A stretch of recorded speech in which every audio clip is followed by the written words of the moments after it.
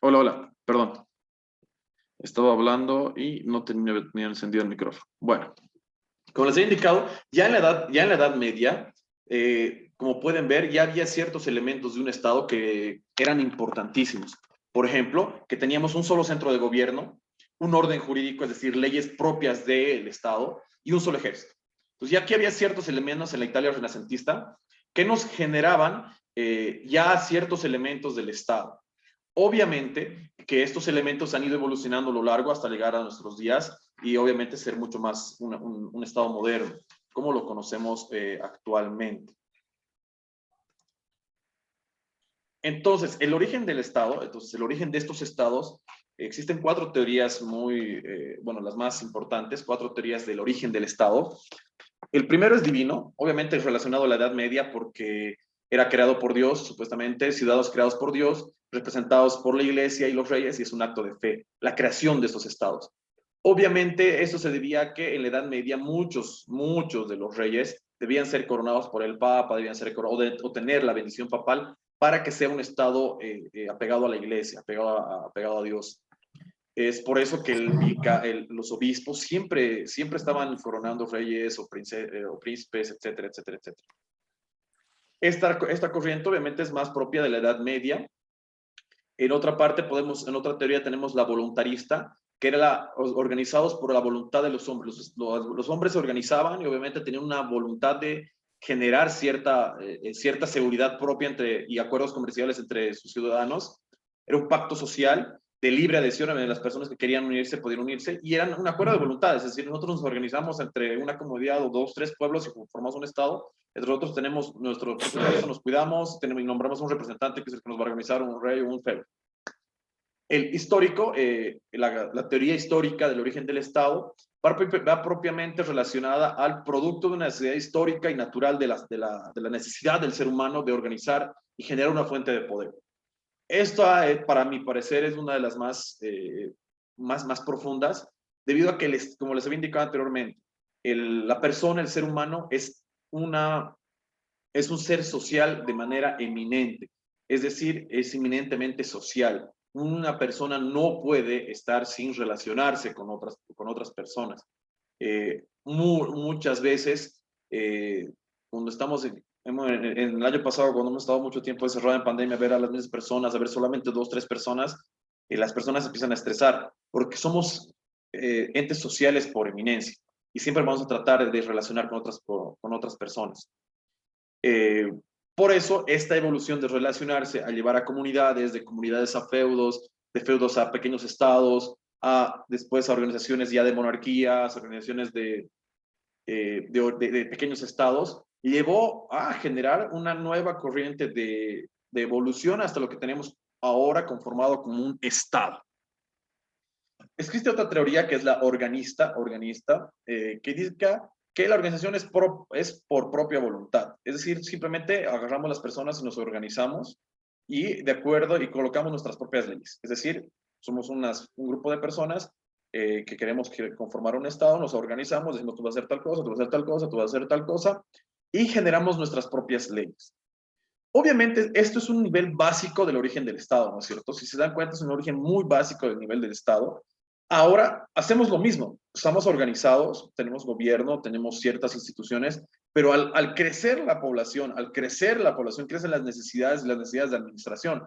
Es por eso que el Estado tiene un sinfín de instituciones que mantienen ese principio básico de organizarnos entre nosotros y que ciertas personas sean encargadas de llevar los servicios, llevar las riendas de la organización que estamos generando. Por ejemplo, no porque somos unas personas organizadas, solamente 20 se van a encargar de toda la dirección del país. ¿Por qué? Porque al ser ya somos casi 12 millones de personas en Bolivia, tenemos un montón de necesidades, un montón de actividades que no podríamos desarrollarlas si fuéramos un grupo pequeño. Un grupo pequeño, ¿cuáles serían en la época medieval? Los feudos serían pues 1,000 personas, 2,000 personas. ¿Cuánto necesitaban de recursos para organizarlas? 20, 10 personas, 15 personas que organizaran todo y era más que suficiente. Pero para 11 millones de personas, para 12 millones de personas, imagínense China. que tiene más del 20% más del 10% de la población mundial, o India. Necesita un montón de instituciones públicas que generen esa administración para sacar carnets, solamente para sacar carnets de identidad, decir que somos bolivianos. 12 millones de personas. ¿Cuántas personas tenemos trabajando en el CIGIP? Solamente para ese tipo de necesidad básica de identificación. Imagínense si aquí nomás tenemos trabajando cuántas personas trabajan en China, solamente para identificar a las personas. Entonces, al crecer las sociedades, crecen las necesidades y obviamente va a crecer el Estado, el poder del Estado y demás cuestiones. Por eso generalmente dicen que la población es la que más o menos va a determinar el poder de un Estado. A mayor población va a haber mayor necesidades, mayor capacidad adquisitiva, mayor producción, mayor Producto Interno Bruto, mayor generación de demanda y demás. Es simple, por ejemplo, es una empresa, que vende productos, por ejemplo, McDonald's, prefiere generar una marca comercial en Estados Unidos que tiene 500 millones de habitantes que en Bolivia que tiene 12. Entonces, obviamente le genera mucho más rédito económico generar una economía, generar productos, generar propaganda y establecerse en varios puntos comerciales dentro de Estados Unidos que en Bolivia, porque en Bolivia tenemos 12 millones de personas, entonces es un mercado mucho más pequeño, que genera mucho menos demanda, que genera una demanda importante para nosotros, obviamente, pero a nivel de lo que ellos pueden llegar a manejar en un estado grande es mucho más complejo, mucho más. Imagínense el poder adquisitivo que genera la organización china, por ejemplo, en China. ¿Cuánto de comida consume China al día? ¿Cuánto de comida consume China al día? ¿Tendrán la capacidad de producción?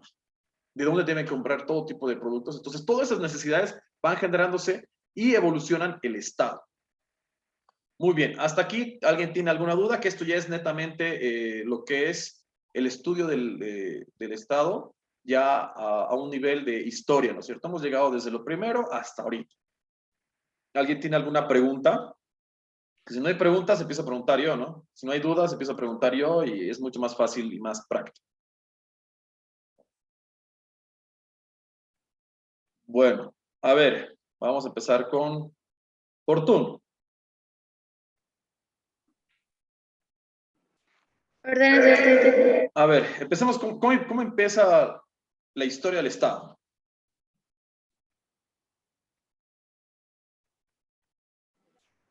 Con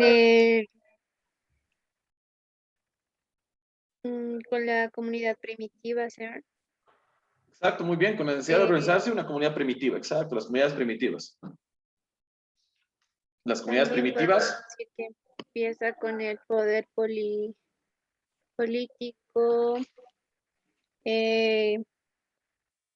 producto de una sociedad feudal. Exacto, primero vamos por comunidad primitiva y después nos vamos a organizar en comunidades más grandes, obviamente estas van a ser comunidades genitilicias, posteriormente ya en ciudades-estado, en ciudades o en polis y posteriormente ya a feudos, ¿no es cierto? Así ha sido más o menos esa la evolución general del Estado.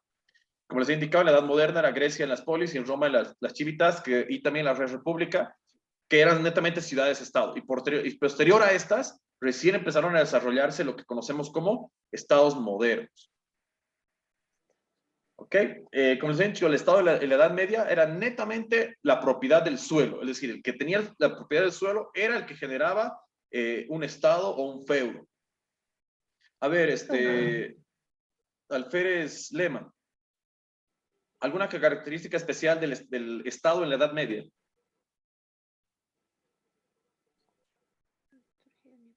Digo, señor teniente, ¿en el Estado Medio surge la economía capitalista, señor? Exacto, a partir en la Edad Media empieza a surgir la economía capitalista, que era simplemente el de generar bienes, generar productos y empezar a realizar acuerdos comerciales para comprar y vender servicios, productos, etc. Muy bien. Otra de las cosas, ya que tiene como característica de la Edad Media, es la creación de un amplio mercado, es decir, generar recursos, generar bienes, y la conformación de un ejército permanente. La conformación de un ejército permanente. A ver, Alférez Julio Flores.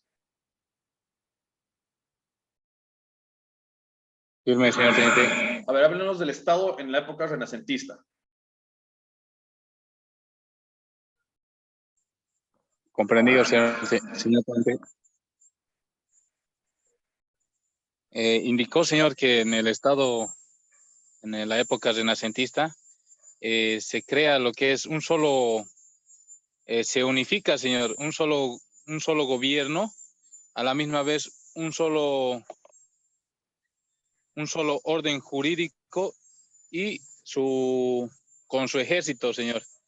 Esto va en lo que es recalcado en Italia, en lo que es el Renacimiento, señor. Ok, perfecto, excelente, muy bien, muy bien, muy bien. Me agrada, parece que estamos un poquito tomando atención. Aparte que le estoy colocando también las diapositivas. Muy bien, creo que estamos hasta aquí y obviamente las teorías del origen del Estado, que ya se los coloco como simplemente como mochila. Y ahora vamos a entrar ya propiamente a desmenuzar el Estado, es decir, a hablar sobre el Estado propiamente. ¿Ok? Vamos a empezar a hablar sobre el Estado.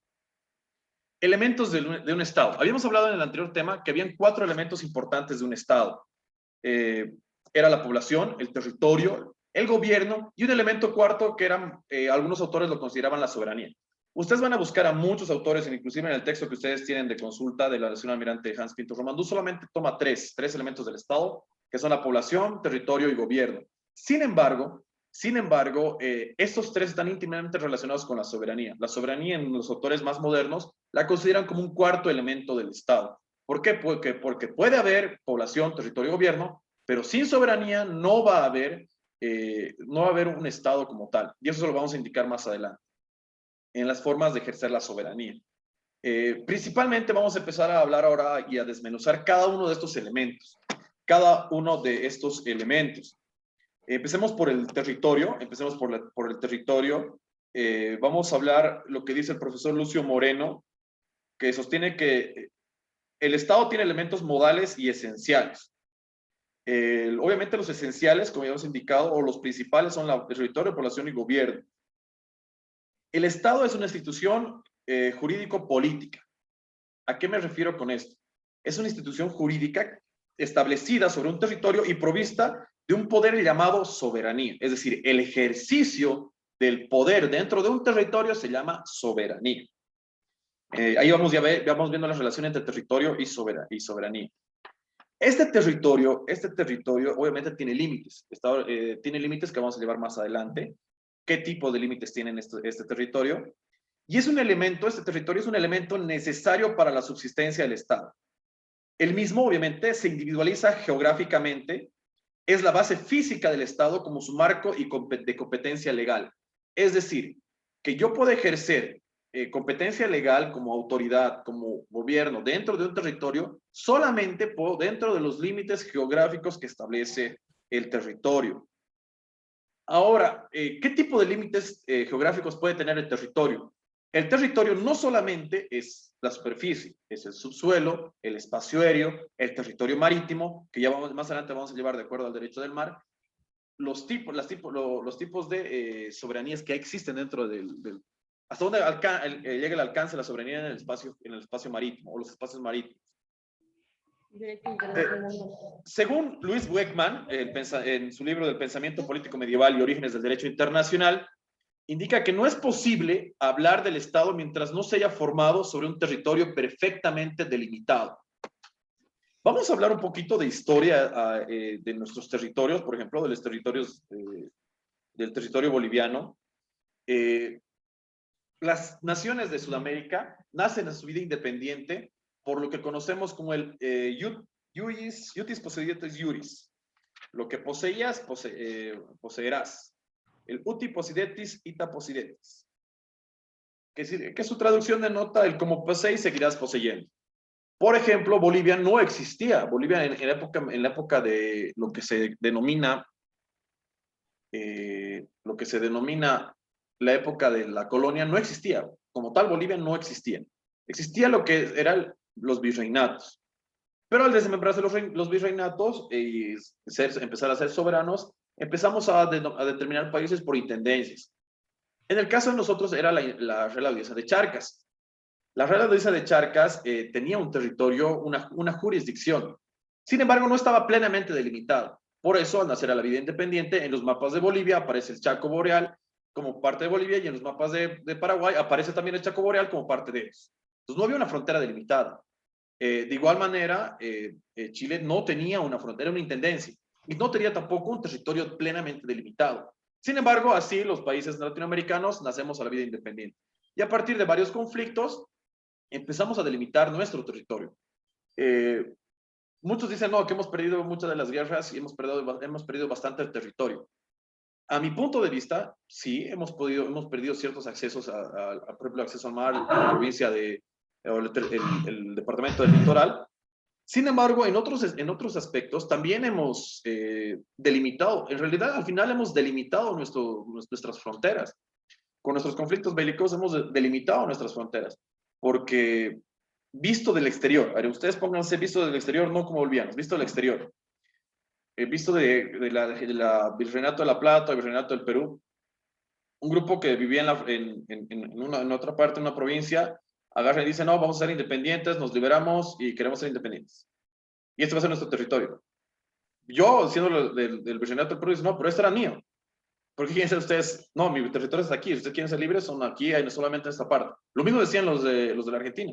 Los de Virreinato de la Plata decían, no, ustedes pertenecían en la última parte de la colonia a nosotros. ¿Por qué van a ser libres? Solamente esto es de ustedes.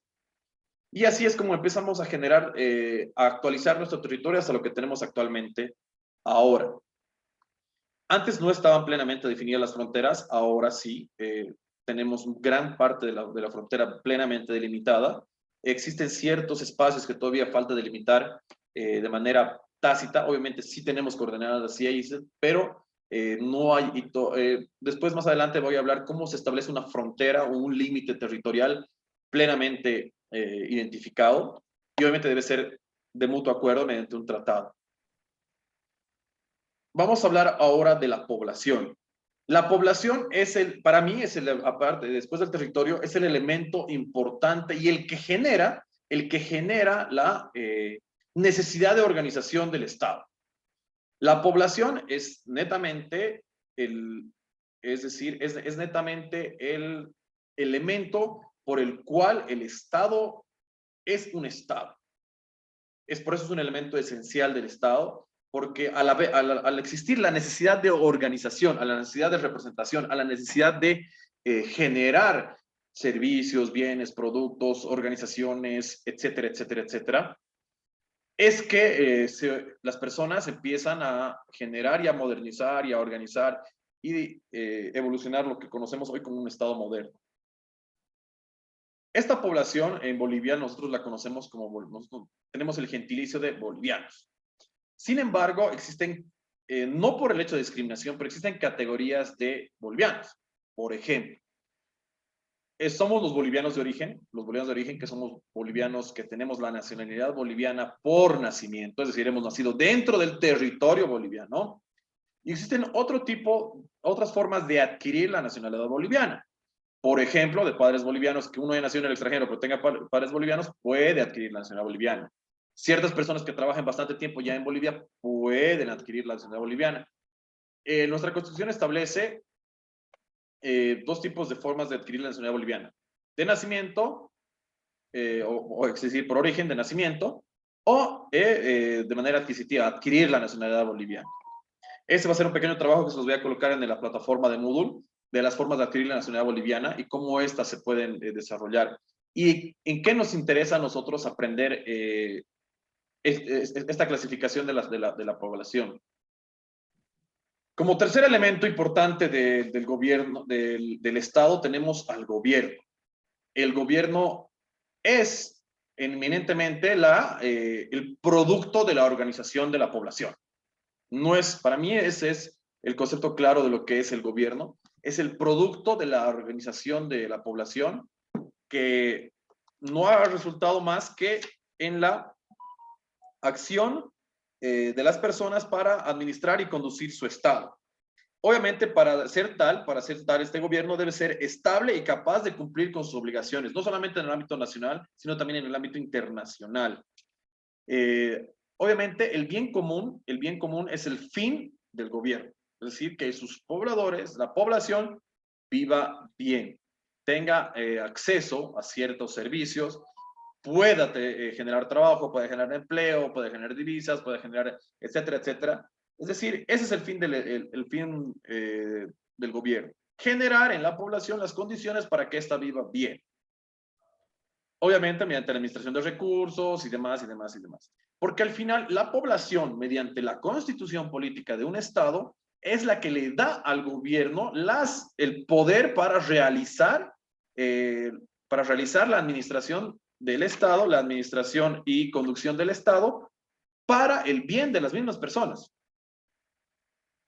No es que, es por eso que nuestra Constitución dice que la soberanía reside en el pueblo. Es decir, la soberanía del Estado reside en la población, en la gente. Porque es la gente la que le da el poder al gobierno para ejercer el control o conducción sobre, y obviamente hasta el poder coercitivo para la conducción de la población dentro del territorio. Y como último estado tenemos a la soberanía. La soberanía que no es otra cosa más que en un estado moderno la plenitud del poder estatal. Es decir, la plenitud del poder estatal es la soberanía. La plenitud del gobierno aplicado al territorio para regir o organizar el diario vivir de la población dentro del territorio es la soberanía. Como se pueden ver, la soberanía es la que aglutina o interrelaciona el nexo entre la población, territorio y gobierno, como un cuarto elemento del Estado.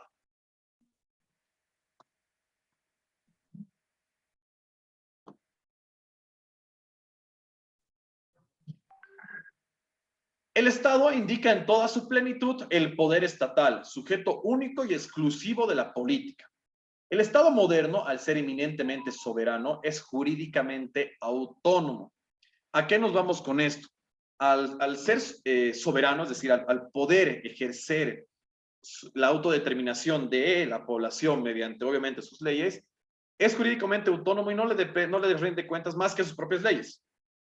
Es decir, nosotros no vamos a estar rindiéndole cuentas de por qué hemos votado por una persona o por no, porque hemos elegido a una persona de presidente y a otra no, al Perú, por ejemplo. No, nosotros nada que ver, somos autónomos, somos soberanos y obviamente ese ejercicio de la soberanía genera una autonomía jurídica. Por ejemplo, no se va a aplicar una ley de Estados Unidos o una ley de Rusia acá en Bolivia. No se va a aplicar, se va a aplicar dentro del territorio boliviano las leyes bolivianas.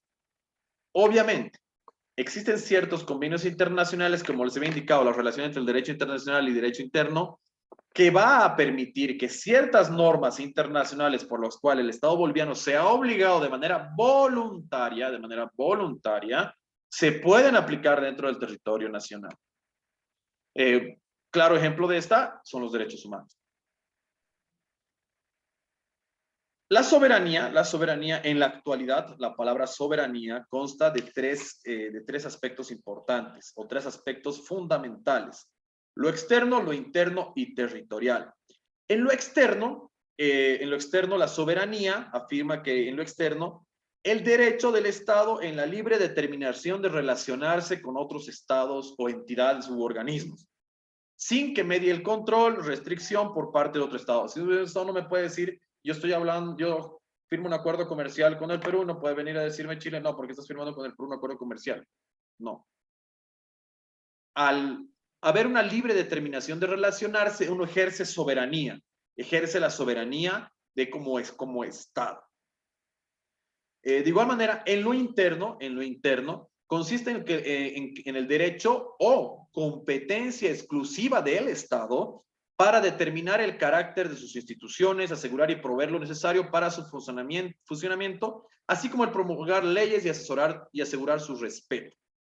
En lo interno, la soberanía consiste, como dice acá, como les había indicado, es decir, generar ciertas leyes, ciertos organismos, ciertas instituciones que van a organizar al Estado y van a conducir a la población en una forma de vida mediante en unas normas o regulaciones que permitan el buen vivir de las personas dentro del Estado. No puede venir ningún país a decir, no, quiero que pongas esta ley, quiero que pongas esto para que relaciones a tu gente. Eso ya no es ejercicio de soberanía. El ejercicio de la soberanía es que nosotros mismos, los mismos bolivianos, generamos nuestras leyes. Obviamente, en Bolivia, ¿cuál es la forma de generar leyes? Mediante el proceso legislativo, y la Asamblea Legislativa es el órgano del Estado encargado netamente de la creación o modificación de leyes. Y obviamente estas leyes van a generar la administración y regulación del diario vivir de las personas dentro del territorio. Y en lo territorial, la soberanía, en lo territorial, otro aspecto fundamental, es la autoridad exclusiva del Estado que se ejerce sobre las personas y cosas que se encuentran dentro, debajo y por encima de su territorio. Es decir, que nosotros dentro de Bolivia, dentro de los límites geográficos de Bolivia, tenemos la soberanía y somos autoridad, o sea, es decir, por ejemplo, la policía boliviana, al ejercer sus competencias y funciones que tiene plenamente establecidas en la Constitución y en su ley orgánica, tiene una autoridad exclusiva en el Estado, pero un policía boliviano que vaya a Chile, por más que quiera ejercer cierto tipo de autoridad, no lo va a hacer porque no está dentro del territorio. Entonces la soberanía es netamente territorial y es exclusiva del Estado, una autoridad exclusiva del Estado. Y obviamente esta autoridad es delegada a ciertas instituciones para ciertos aspectos. Por ejemplo, en el ámbito de aduanas, o en el ámbito de salud, en el ámbito de comercio exterior, en el ámbito de atención al consumidor. Genera esta autoridad a ciertas instituciones para que éstas regulen el diario vivir de la población dentro del Estado. Vamos a hablar ahora de dos principios importantes que privan o permiten esta soberanía del Estado. El primero es el principio de igualdad. Significa que cada Estado tiene el derecho al pleno respeto como soberano por parte del resto de la comunidad internacional. Los otros Estados tienen obviamente tienen como principio respetar la libre determinación de cada uno de los Estados. Y no, obviamente, tanto hablamos, no sé si han visto en las noticias de injerencia política, injerencia. ¿No? Cada vez salen los políticos hablando de injerencias. Bueno, es precisamente basado en este principio de igualdad, en el cual cada Estado tiene el derecho a que todos los otros países les respeten lo que uno está decidiendo como Estado soberano. Obviamente para la determinación dentro en lo interno y territorial. Y para las cuestiones externas, la libre determinación. Otro principio importante es el principio de no intervención. En el ámbito exterior, el principio de soberanía traduce el deber de no intervención o injerencia en los asuntos internos de otro Estado, lo que estamos hablando en este momento. Y el correlativo derecho a que los otros Estados no intervengan en los propios. Es decir, yo no intervengo en las cosas de otro Estado y ellos tampoco intervienen en lo nuestro. Este principio de no intervención está llevado más que todo a la administración del Estado, es decir, al poder, a la forma de ejercer el poder público del Estado dentro del territorio propio de su Estado. Muchas de este principio de igualdad, está llevado, ha sido muy estudiado, sobre todo por algunos casos muy particulares, tales como la Santa Sede o la Soberana Orden de Malta, que más adelante se los voy a explicar propiamente en otras diapositivas. Vamos a hablar ahora de formas de restricción de la soberanía. Habíamos indicado que la soberanía es el ejercicio pleno del poder dentro de un territorio para la organización de la población. Pero existen restricciones de esta soberanía, existen formas de restricción de esta soberanía.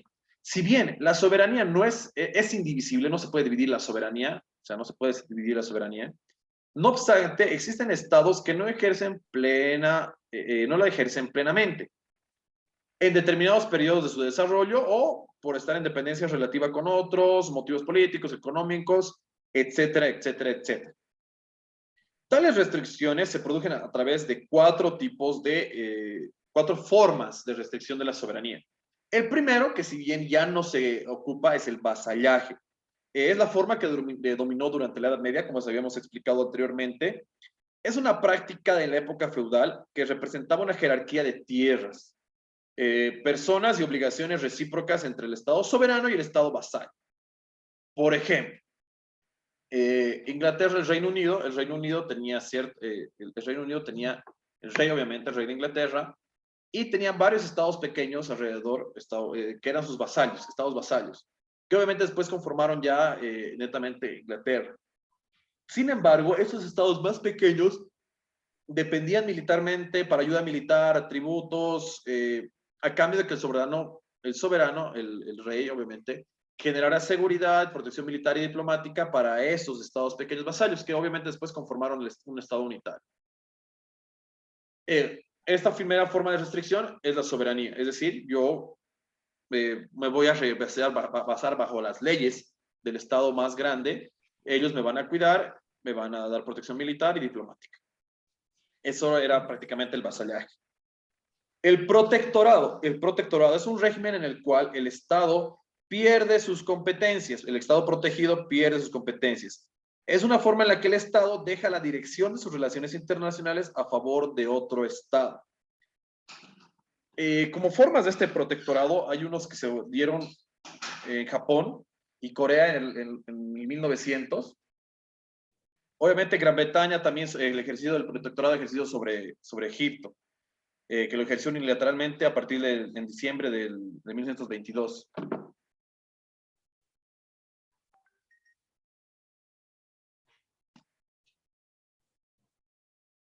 Otra forma de restricción de la soberanía es el mandato, forma en la que el Estado se gobernaba por otro Estado por mandato, es decir, por una orden expresa de la Sociedad de Naciones.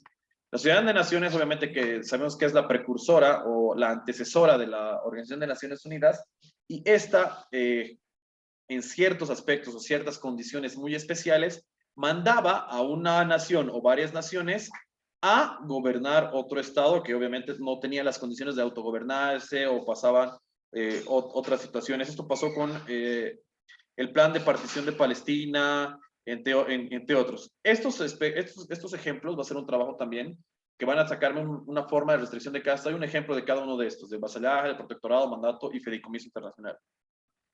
Vámonos ahora al fideicomiso internacional. El régimen de fideicomiso internacional fue previsto en la Carta de San Francisco, al que consideraba como una solución transitoria, con el objeto de favorecer la evolución de algunos estados que al nacer, al separarse o al independizarse, no tenían la capacidad propia de ejercer las funciones del Estado como tal, de ejercer la soberanía como tal. Entonces, obviamente, mediante la Organización de Naciones Unidas, se le daba una administración fiduciaria a otro estado o a otros estados para que apoyen a ese estado en su evolución, en su fortalecimiento.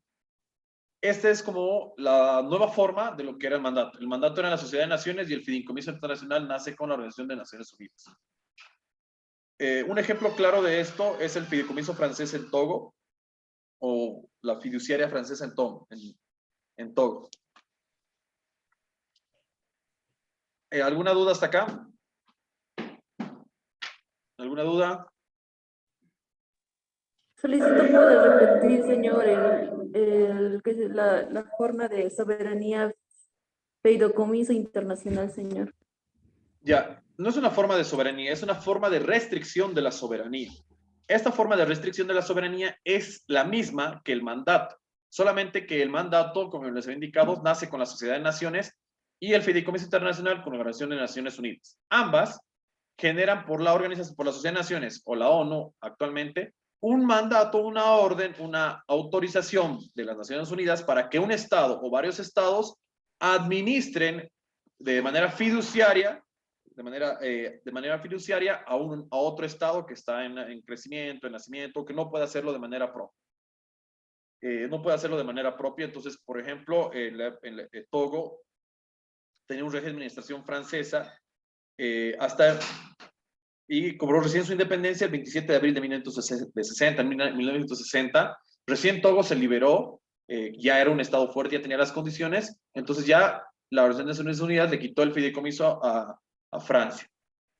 Pero tenía la orden de poder hacerlo, o sea, tenía una orden de poder hacerlo por parte de la Organización de Naciones Unidas. Es un mandato. Es el mandato, solamente que le cambiaron el nombre en la Organización de Naciones Unidas y le colocaron fideicomiso internacional. Pero es el mismo que el mandato. ¿Está bien? Sí, señor teniente. Muy bien, nos vamos ahora a lo último que vamos a llevar el día de hoy, que es ya a la forma del Estado.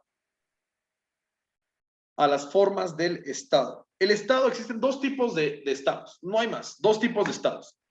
Estado unitario y Estado compuesto. El Estado unitario tiene una estructura estatal unificada y un solo sistema de órganos superiores para poder, de poder y de control. Es decir, existe solo un gobierno, del cual dependen las autoridades locales designadas por aquel, sin gozar de autonomías de las distintas secciones en la política administrativa, en lo político y administrativo. Es decir, solamente hay un presidente, solamente hay un presidente y estos obviamente le dan a las autoridades subregionales cierto grado o competencias. El otro tipo de Estado es el Estado compuesto. El Estado compuesto está dividido en dos tipos de Estados compuestos, las confederaciones y las federaciones. No sé si reconocen ese escudo de la confederación, es el escudo de la Confederación Perú-Boliviana, porque era una confederación. Estos estados, no sé quién está con el micrófono encendido de su perrito. Ledesma. Buenas noches. Buenas. Le cerramos a la Ledesma. Ya, perfecto. Muy bien. La confederación, entonces, la confederación en su modo de constitución es una asociación contractual de estados cuyo origen se encuentra en un tratado internacional. Es decir, cuando formamos la Confederación Perú-Boliviana, el presidente de Bolivia y Perú dijeron ya muy bien, un tratado internacional, vamos a conformar una confederación y nos unimos. Y conformar la Confederación Perú-Boliviana. La federación se funda en un acto del derecho interno.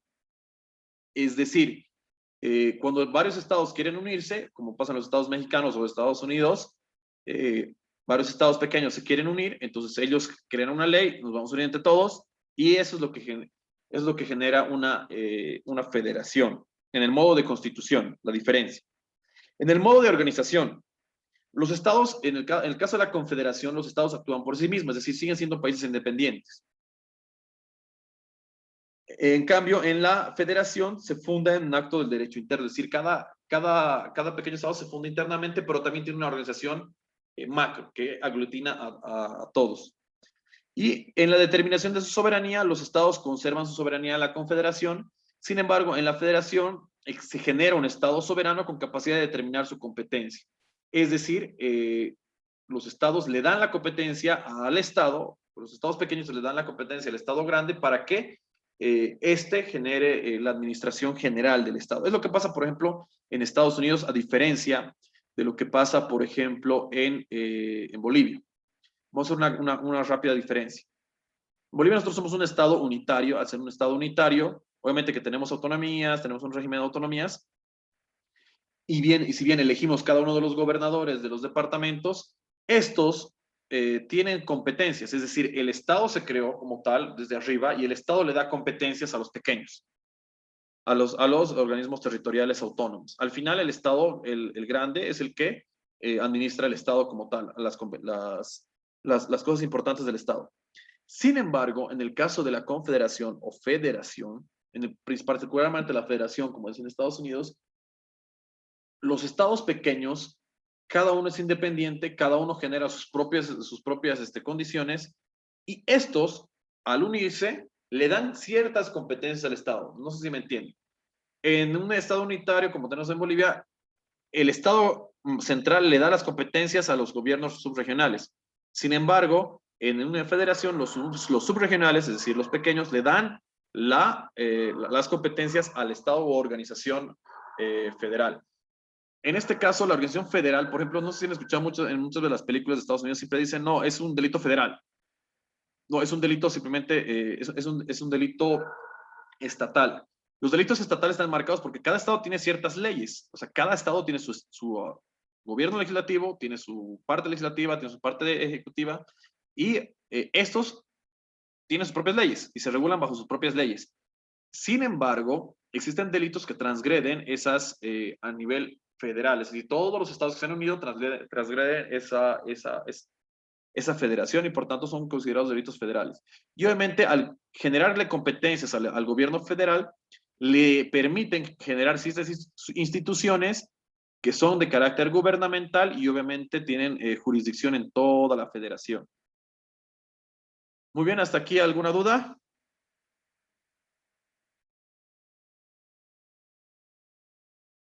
Por último, vamos a diferenciar los conceptos claros, vamos a tener conceptos bien claros de qué es un Estado, una nación y un gobierno, ¿ok?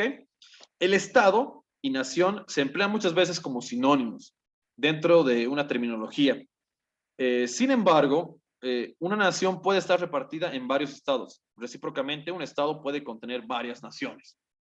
Por ejemplo, nosotros somos denominados un estado plurinacional. Tenemos bastantes naciones dentro de nuestro estado. Al estado se considera como una realidad jurídico-política, resultado de la vigencia de un poder soberano sobre una población específica dentro de un territorio obviamente delimitado.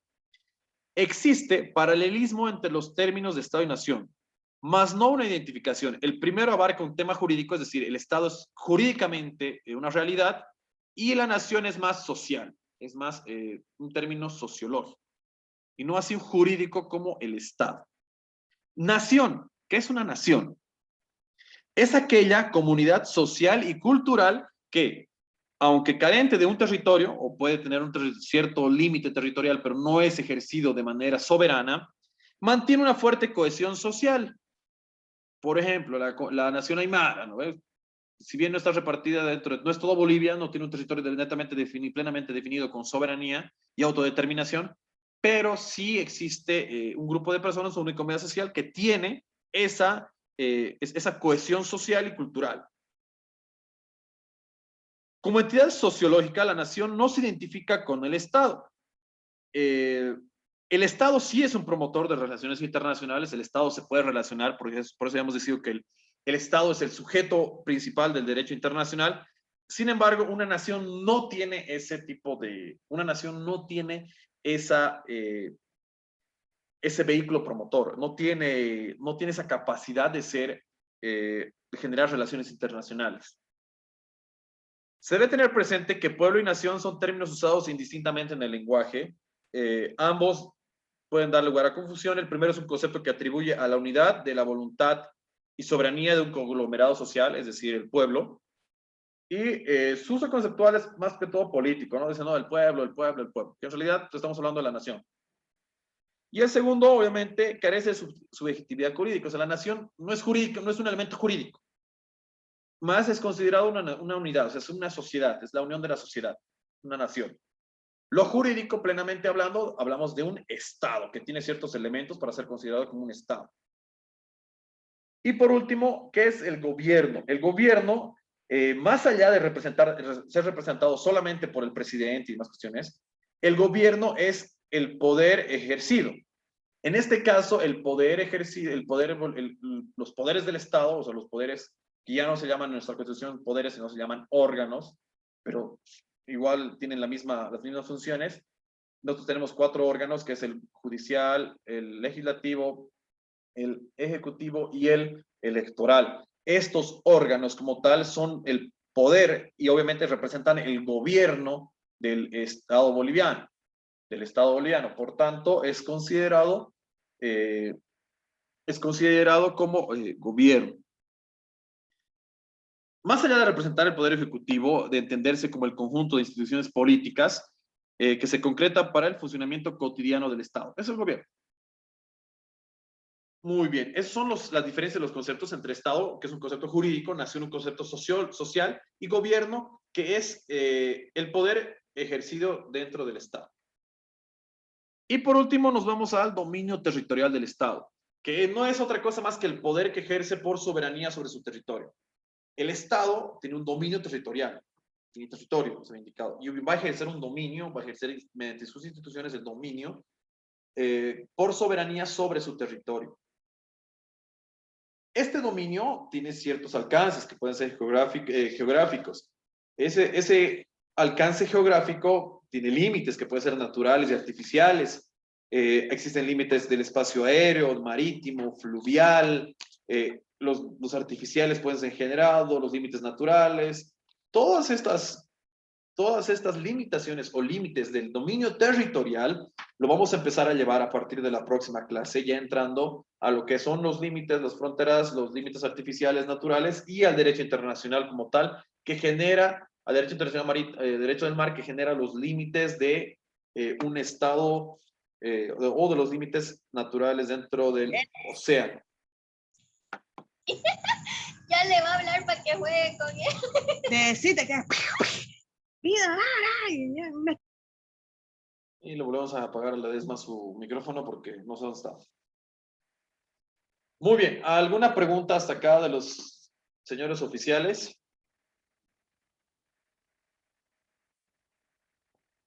¿Alguna pregunta a los señores oficiales? Por favor, si pueden encender sus cámaras.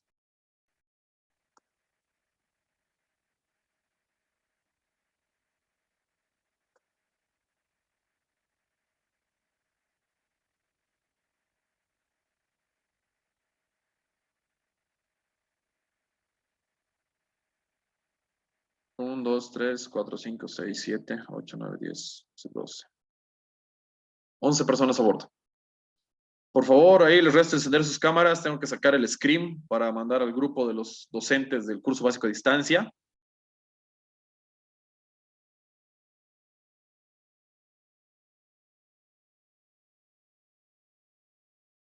Falta ahí Condori, faltan dos, encender sus cámaras.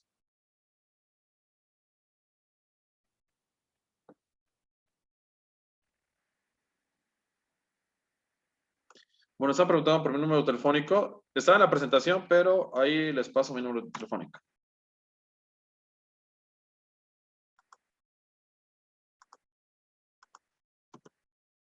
Ese es mi número.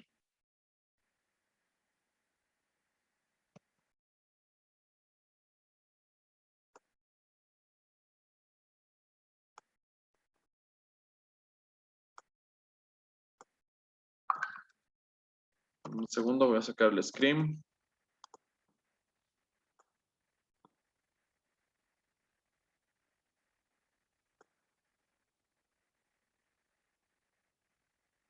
Excelente.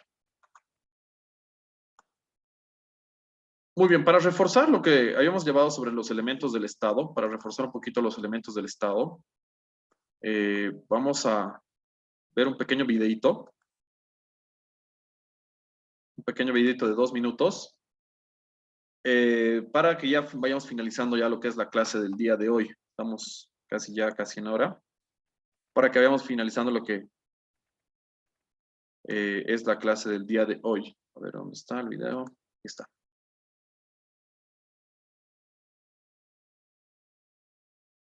Muy bien. Ahora sí, compartir screen.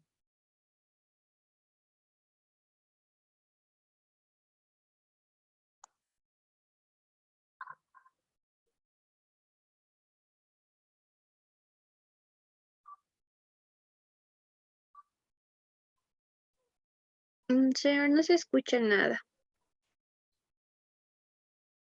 Es solamente es solamente un video. No tiene audio. Solamente tiene las letras.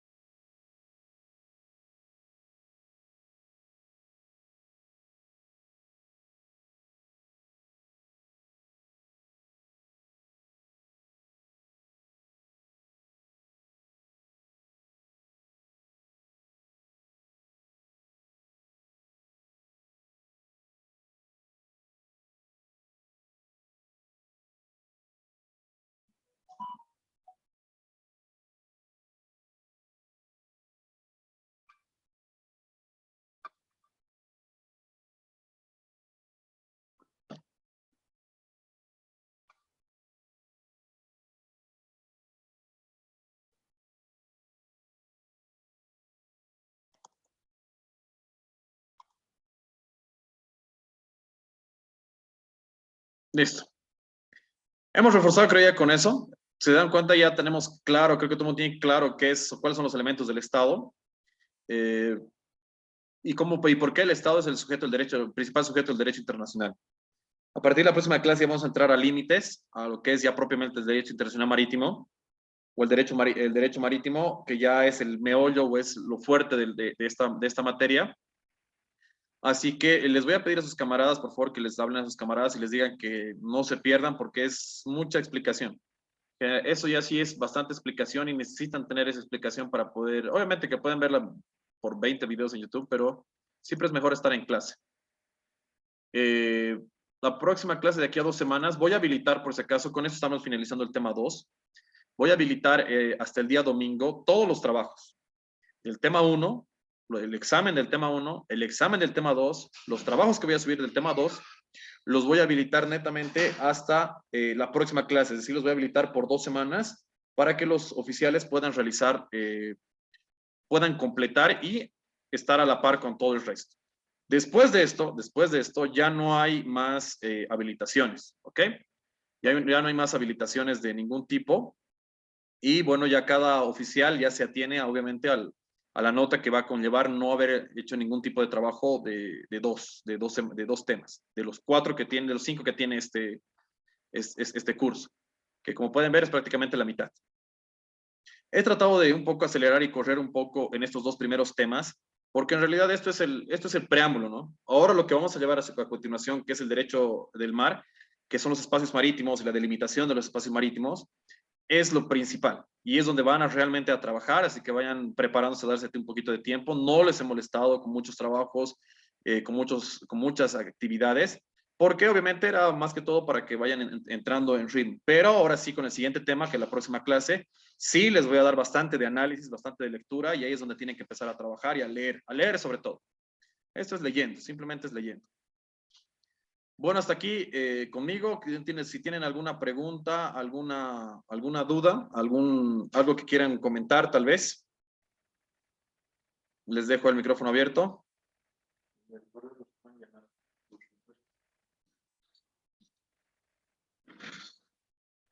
Nadie, excelente. Recordarles también, por favor, que el alférez Lema, que está aquí en la Escuela Naval, les pasó un link sobre una encuesta que les hemos pedido que llenen. Sobre los oficiales egresados de la Escuela Naval, porque estamos haciendo rediseños curriculares. Hemos vuelto a enviar un nuevo link. Les pediría nuevamente que puedan llenar. Obviamente eso va a ser el que me pida algún trabajo extra, es decir, presentar a destiempo, como me están pudiendo pedir, es porque ha llenado su encuesta. Eso nos va a ayudar a mejorar aquí también en la Escuela Naval en el proceso de enseñanza-aprendizaje. Me indican aquí que Naira Calcina Galileo no está sin teléfono, pero está oyendo la clase. Bueno, de todas maneras, la idea es que aprendan. La idea es que aprendan, eso es lo importante. Y no se olviden, a partir de la próxima clase, les pido que tratemos de ser puntuales. Vamos a comenzar en punto. Voy a comenzar en punto, ya no voy a comenzar I10 como he estado comenzando. Y vamos a empezar ya a agilizar un poco. Teniente Zapata, no sé si tuvieras algo que agregar tal vez ahora para finalizar la clase.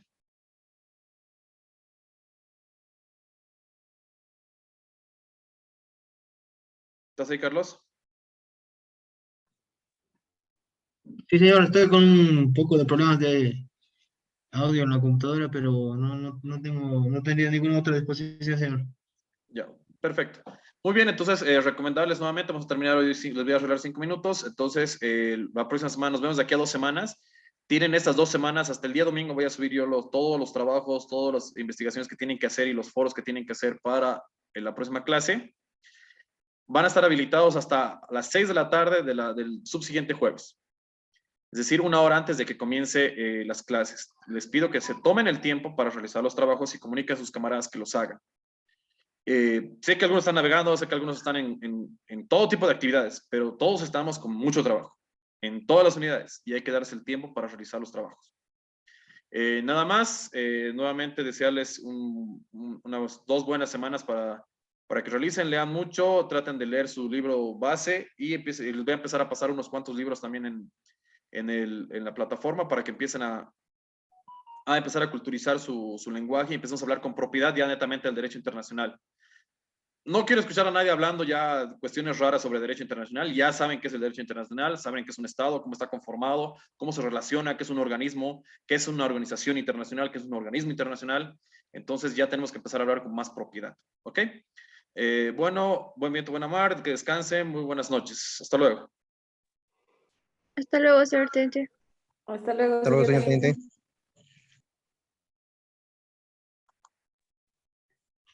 Hasta luego, señor teniente.